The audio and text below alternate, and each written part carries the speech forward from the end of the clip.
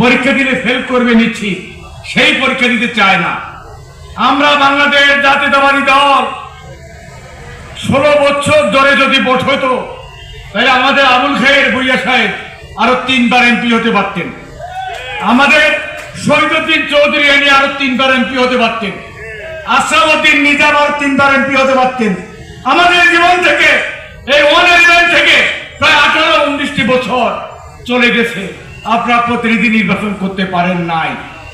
আর এই খেলা কেউ যদি অসম খেলায় পরিণত করতে চায় তাহলে বাংলাদেশ জাতীয়তাবাদী দল রুখে দাঁড়ানোই হবে এবং ফেব্রুয়ারিতে নির্বাচন দিতে হবে। এদেশের মানুষ উন্মুখ হয়ে রয়েছে ফেব্রুয়ারিতে ভোট দেওয়ার জন্য। তার বাহানা না করে অনতিবিলম্বে নির্বাচন দিন। আপনাদের সকলকে আগামীতে একটি সুশৃঙ্খল ভোটের মাধ্যমে কমিটি দিবেন, নেতা নির্বাচন করবেন।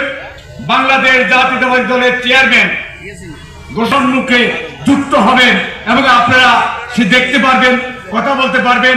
এবং আমরা আজকে যদিও এই সম্মেলনে ব্যাপকভাবে উপস্থিত থাকতো, আমরা শুধু কাউন্সিলরদেরকে এখানে জায়গা দিয়েছি বলেই আমরা সকলের স্থান সংকলন করতে পারি নাই।